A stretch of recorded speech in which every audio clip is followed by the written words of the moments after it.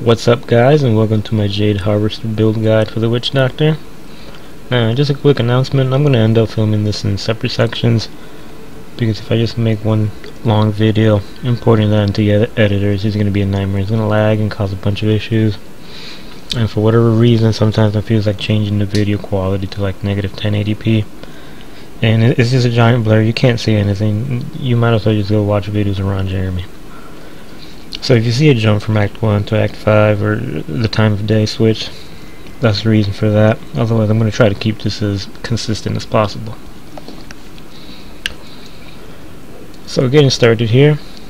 So far the Jade Harvester build in this patch is pretty much still at the top as far as you doing T6, you know, public games or with your buddies. Into the greater risk once you're in groups. The Jade Harvester build just goes in there and just wipes the whole map. It's absolutely nuts. Even with all the little nerfs that they've gone in this patch. But once you start getting into greater rifts, like 30, 35 and up, going for those competitive spots, the pet builds start to have a slight advantage. You know, there's a bunch of extra targets there. Enemies are focused on them, not you. You know, things like that. Especially if you have a star model Kukri, having that big bad voodoo up is just insane. But so far the Jade and most of the pet builds out there seem to be, the difference is marginal. So I guess it just depends on your playstyle.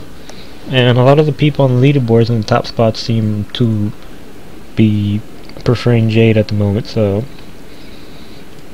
that pretty much just stands for itself. So let's go ahead and get started with the spells here. Alright, so you want to have Haunt. This is going to be a damage over time effect. And you want to have the Resentful Spirits rune. This is going to release 2 spirits with every cast, basically causing Haunt to cast twice whenever you use it, so you only have to use it half as much. Next, you want to have Locust Swarm, another damage over time effect. You want to have the Pestilence rune. It's going to allow Locust Swarm to jump from mob to mob. It has a 100% chance to jump up to 2 additional enemies. Now it says 2, but it just keeps on going, so you don't even have to worry about that.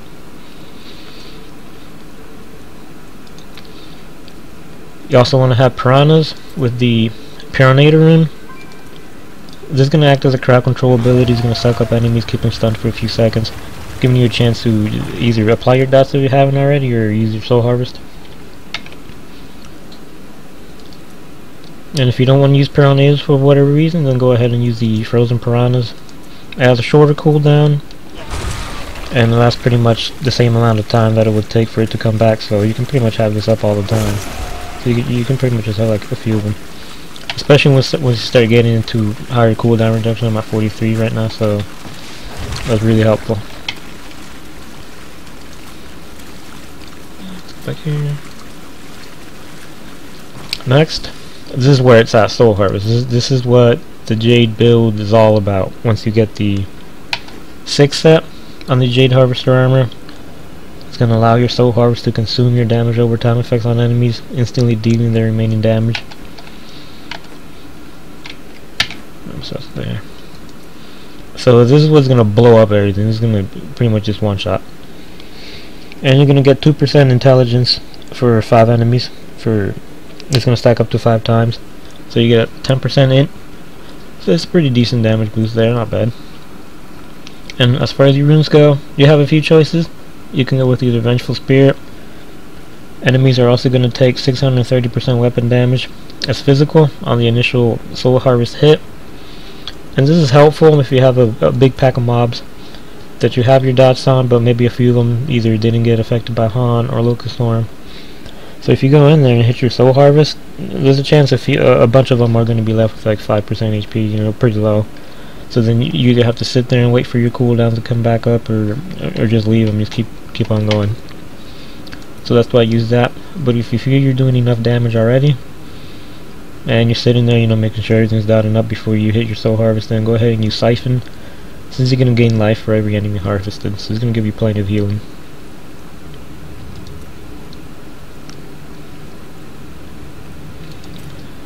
Next, you want to have Spirit Walk.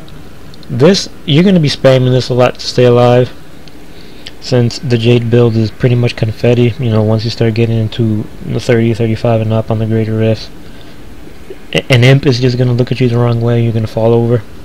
So this is your survivability thing here. This is what it's all about. And of course you want to have the Jaunt rune. It's going to increase the duration to 3 up from 2. However, if you feel you're having mana issues for whatever reason, use the Honored Guest rune. You're going to get 20% of your maximum mana when you activate Spirit Walk.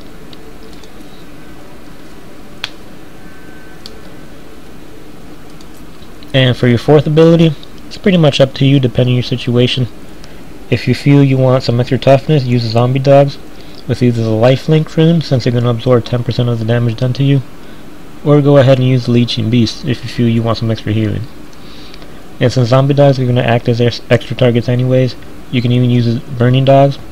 It's going to give you a little more AoE capability, and the extra fire damage is going to cause them to draw a little more aggro. But if you feel you want some extra crowd control ability here, you can use the Horrify spell. With this is going to fear and immobilize enemies for 3 seconds around you. So you can go with either the Face of Death rune. It'll increase the radius to 24 yards, more enemies affected. Or you could even use the Frightening Aspect rune. You're going to gain 35% additional armor for 8 seconds. However, in this current patch, this was nerfed. Previously it was gain 100% additional armor so a lot of people were rocking this. And now with that 35% additional armor, there's other ways that you can compensate for that, so I'll go over that later. So I would say either go with the Face of Death rune for your Horrify. Or if for whatever reason you don't like either of those two, you can even use Mass Confusion. I would suggest the Paranoia rune, since enemies that are affected by Mass Confusion are going to take 20% additional damage. So another good damage boost right there. Oops. As far as your passives go, you want to have Creeping Death. This is going to allow your Haunt and Local Swarm for the damage amplification to last almost forever. But what that really means is that your Haunt and Local Swarm, the duration is increased to 5 minutes. So that's all that really means there. And I even think it increases the damage by a bit. However, I will note, with the Creeping Death, your dots are going to last for 5 minutes. And the 6 that says is going to consume your damage overtime effects, instantly dealing the remaining damage when you use your Soul Harvest. But that's not the case here, because if you use your Soul Harvest and it takes off the 5 minutes on your dots, it's pretty much going to do like billions and billions of damage, just one-shotting like the higher level Rift Guardians, and they don't. I guess Blizzard doesn't want that. I guess it wouldn't be fair for other classes or whatever. So it's limited to 30 seconds that it removes, I think, around there. So, but even with that, you can pretty much be able to one-shot a lot of stuff. So that's just a note for that. Next, you want to have Spirit Vessel. It's going to act as a cheat death. If you take fatal damage for whatever reason, you're going to go into a Spirit Walk for a few seconds, basically giving you a chance to get out of danger and get some healing done. But the main reason we want this is for that cooldown reduction on your Soul Harvest by 2 seconds, as well as your Spirit Walk and Horrify. Next, you want to have Pierce the Veil. It's going to increase your damage by 20%, so that's pretty good, but it's also going to increase your mana cost by 30%. But personally, I don't find that extra mana cost that much of an issue. And like I said, if you're having mana issues for whatever reason, go ahead and use the Honored Guest rune for your Spirit Walk. Or you could even use the Devouring Swarm for your Locust Swarm. You're going to get 25 mana a second while the first enemy hit by your Locust Swarm is still affected. So, but this is going to spread incredibly slow, so you're probably going to end up casting this a lot, and that's not very mana efficient either, since that enemy's probably going to die anyways. So I would just say go ahead and use the Pestilence rune, since if there's a big pack, you only need to really cast that once. And now some people will say, hey, just go with the Gruesome Feast, it's going to give you more damage. Well, yeah, that's true. At the end of the day, Gruesome Feast is going to give you more damage. However, I find that's pretty inconsistent, especially in Greater Rifts. At the Rift Guardian, since when it spawned all the enemies just die and disappear anyways. So you pretty much have to plan on your way to spawning the Rift Guardians, all the mobs you're gonna kill, all the health globes that are gonna be left behind, and it just seems like a lot of extra work that you'd have to go through. After that, or rely on the mobs that the Rift Guardian spawns for health globes, and that's not always a concern. That's not very reliable. So I would just say stick with Pierce the Veil. It's going to increase your damage by 20% all the time. That's not going away as long as you have that passive.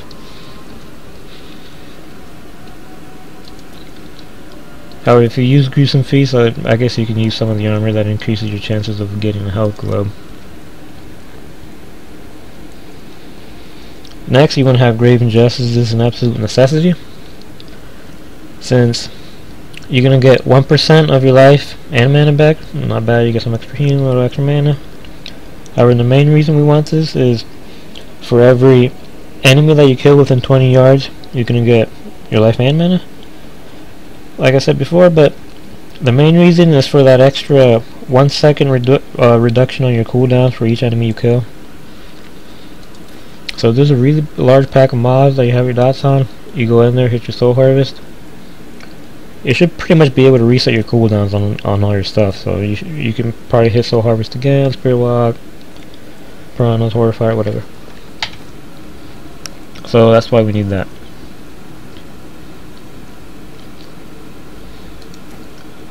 Alright, so that pretty much covers the spells. Let's move on to armor.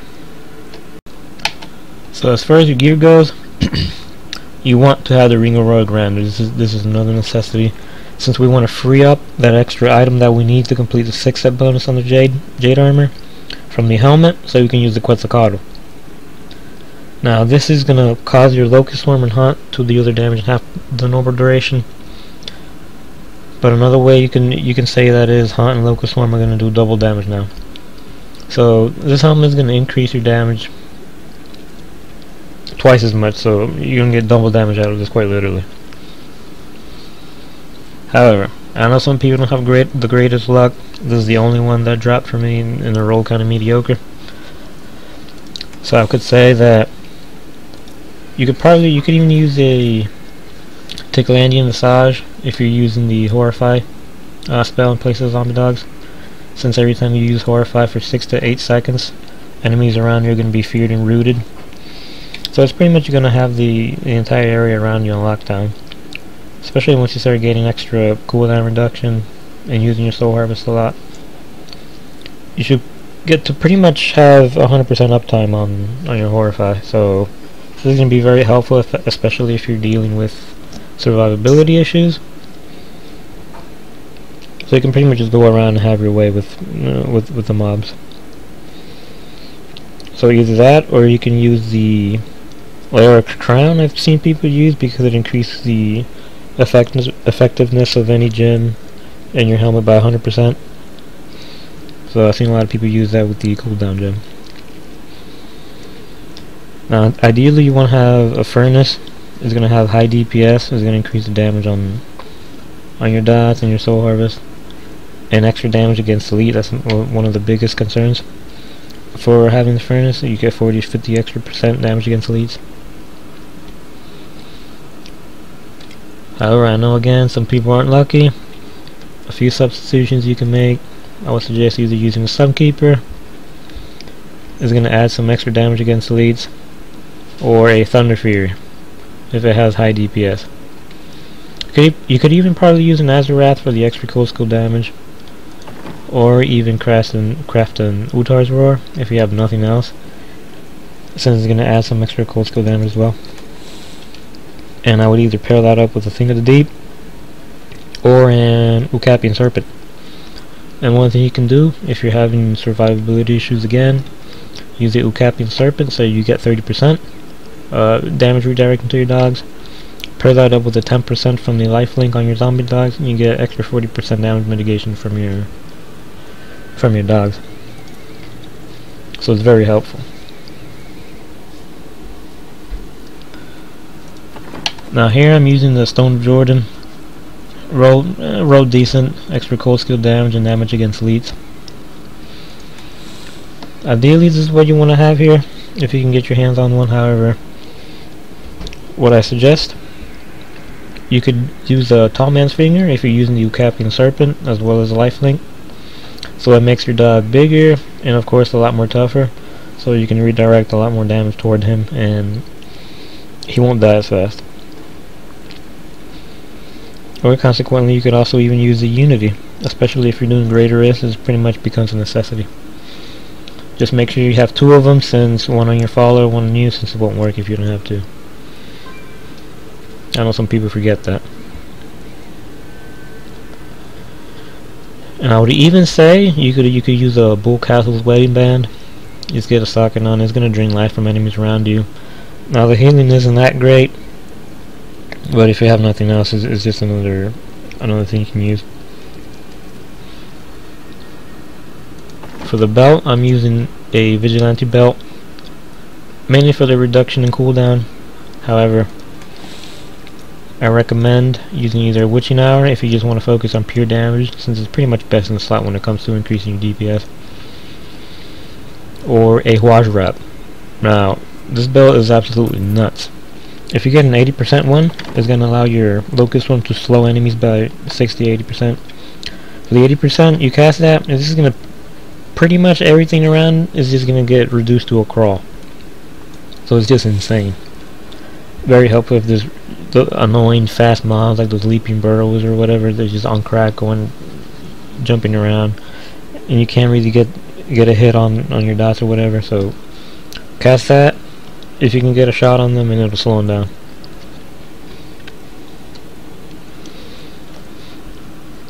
You could even use a Harrington Waistcoat. I was using one of these for a while. It's gonna grant you a lot of increased damage for 10 seconds when you open the chest.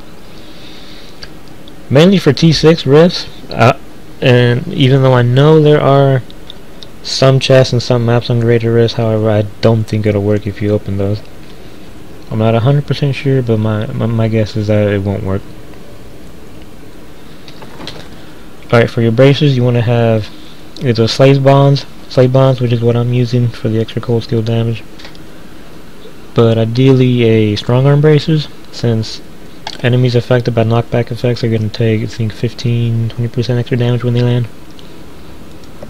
And one thing I'm going to note, Tornadoes counts as a knockback. However, let's say Mr. Victor here is a mob. He has to be physically moved from wherever he is for the Strong Arms to proc. So if I cast Piranhas over here, he comes walking and then is sucked up by that, that's going to proc Strong Arms. Otherwise, if I just cast it where a mob is and just watch his cape go crazy, that's not going to proc it. So they have to be physically moved.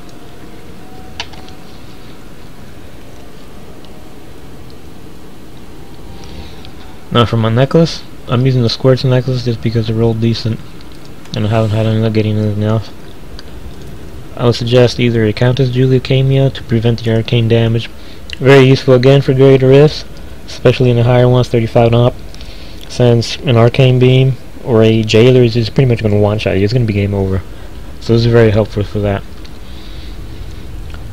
So that or any other elemental damage prevention amulet like the Talisman of Aeronach is going to prevent cold damage. The Zephyrian amulet is going to prevent lightning damage. And I even think there's a fire one, but I don't have it. Or if you can get a Hellfire amulet that rolls well, get a sock into it and a good passive, it's pretty much going to be godly. If not, you can either use an Ouroboros if it rolls cold skill damage or something like that, or even an Eye of the Lich.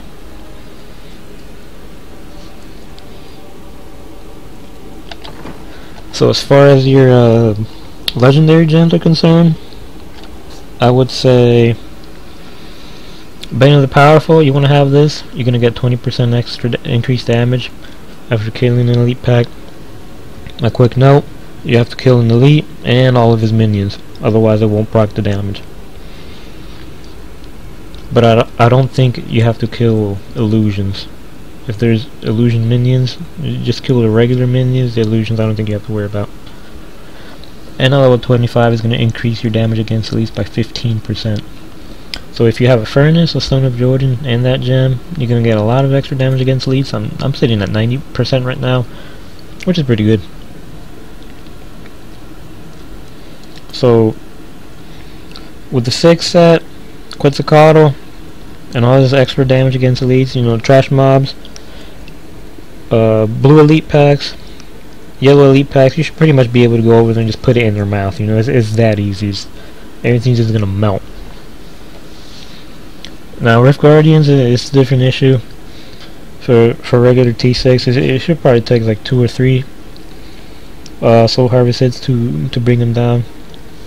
Maybe 4. It depends who it is, really.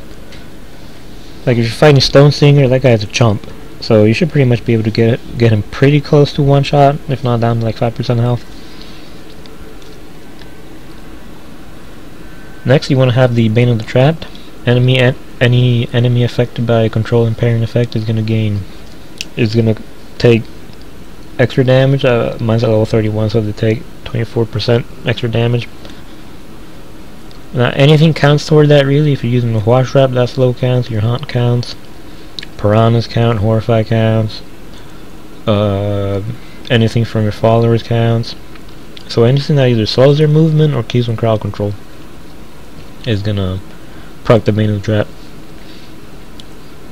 Even the Frozen Piranhas runes on your Piranhas. And at level 25, you're gonna gain an aura that reduces movement speed of enemies within 15 yards by 30%. So if you don't have a Wash Wrap, this can be rather well. This can work rather good. Well. However, these don't stack, so just be mindful of that. If you have this, enemies are going to be slowed by your Wash Wrap, not by that. And for your third one, I would suggest using the Toxin Gem. Mainly because of the poison damage, enemies are going to take 3,500% weapon damage at level 30, which is what mine's at for over 10 seconds. And a good thing about that is, for that dot, it's going to be consumed by your Soul Harvest, so that's an extra dot that you're going to take off. So that's going to be doing even more damage. However, that damage over time effect from the poison is not affected by critical hit damage or critical hit chance or any other damage boosting thing. So just be mindful that it's going to be whatever level yours is at, that percentage is going to be stagnant. It's not going to deal any more damage than that. And at level 25, all enemies poisoned take 10% increased damage from all sources. Yeah, self-explanatory there. It's a decent damage boost. But if you're one of those people that for whatever reason like to go against the grain, you can use a Wreath of Lightning. I've used this before. It's not that great. It's only helpful if like I said before, if there's a pack of mobs that didn't get one shot by your Soul Harvest, that Wreath of Lightning should be able to kill them off if it procs. However, I would just stick with the Toxin Gem. I mean, people say either those two and then whatever you want, but everyone seems to go with that. So this isn't that great. These are the 3 that mainly you're going to be using.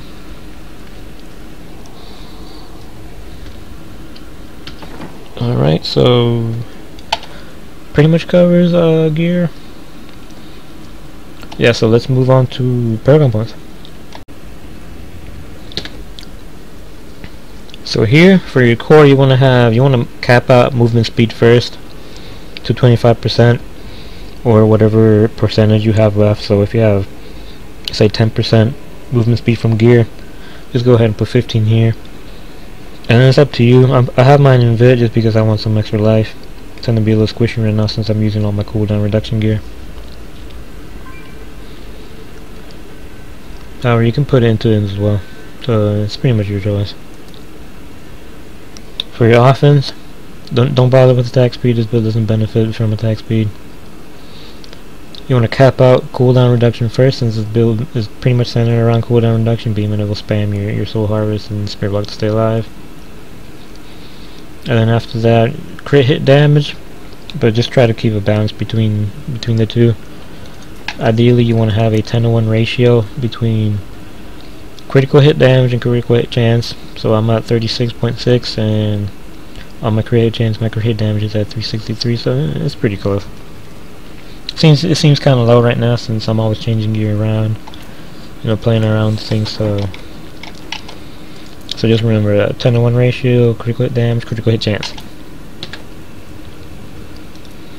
Defense, go ahead and cap armor out first since you want to have that extra damage mitigation reduction just to make you a little more tanky, and then into life so you can get some extra hit points. I wouldn't worry about resist all since the Witch Doctor is an intelligence based class. The intelligence you get from gear and gems is gonna give you a bonus to all of your resistances. However, once you cap them out like me, then just start moving to either life regen or resist all. For utility, you want to cap out area damage. This is going to give you a 20% chance to deal 50% of the damage you do to mobs within 10 yards on the initial hit. So it's going to give you even more damage as splash damage around you to be able to one-shot stuff, especially the trash mobs. They can be annoying. And then after that, going to resource cost reduction. This is a mana center build with Haunt and Locust Swarm. Especially Locust Swarm, it's pretty high mana cost. And then after that, either Life on Hit or Go Fine.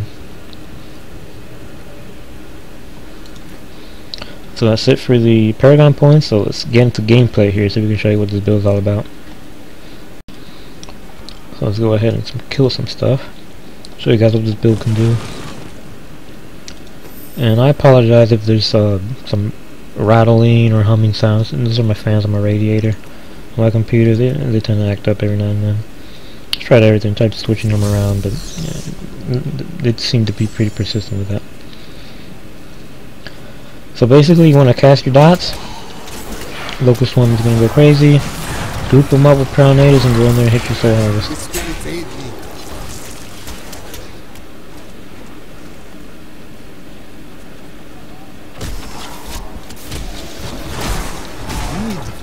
And if you're gonna die, go ahead and use Spirit Walk.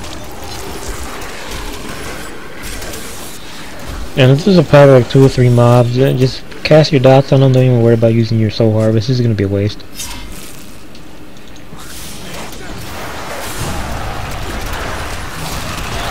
Let's see, that group Soul Harvest back up, and Soul Harvest back up again.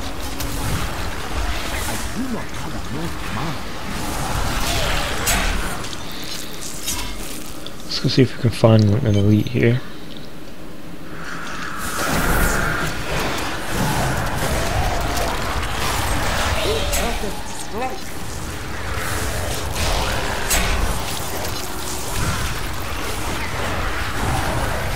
So he casts his Locust Swarm at the entrance and he's just going crazy throughout this whole place. Oh, here we go. I'll cast it again.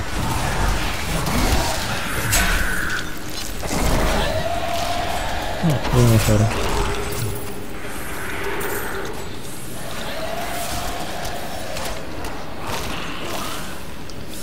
So this is T6, and personally I find it a bit of a joke, especially with the legendary gems.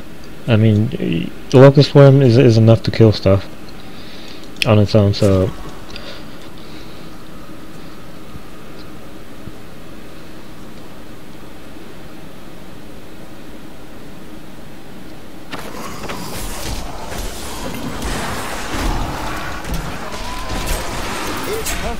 we're going to elite pack.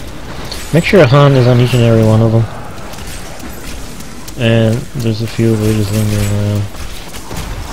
Try to group them up with Piranhas if you can. And boom. Just blow them up with your Soul Harvest.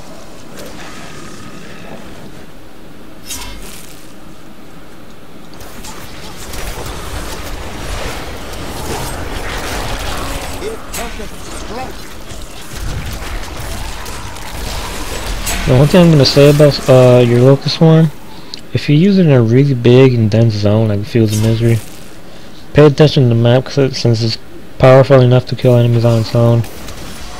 You don't want to miss out on legendary. Oh, could have been a star metal Kukri.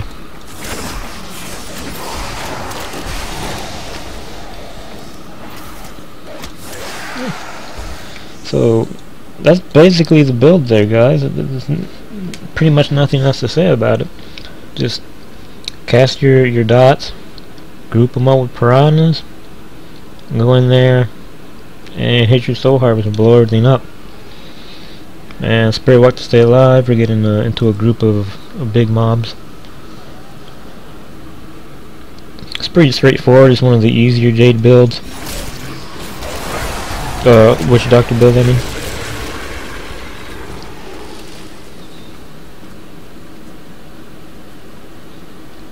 Yeah, where we go? I already went in there, right? I think so. Did I?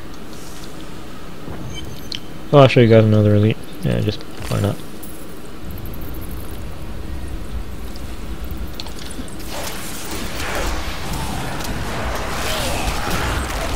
Oh, I got shielded.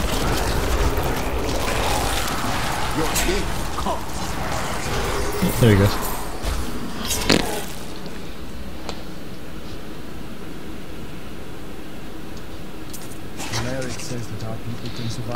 So again, that's all there is to this build. If you guys have any questions, comments, concerns, go ahead and leave a comment down in the comment section, or feel free to message me and let me know what you guys think. Do you like the Jade build? Why or why not? Do you prefer any other Witch Doctor build like the pets? Now personally, I love this build. Just being able to one-shot stuff is just absolutely nuts. I mean, all the damage is just nasty. But I love the pet builds as well. It's pretty much what most Witch Doctors start off with once they're getting started. I pretty much don't really have a preference right now. I'm just having fun with the Jade at the moment. So thanks for watching, guys, and I'll see you next time.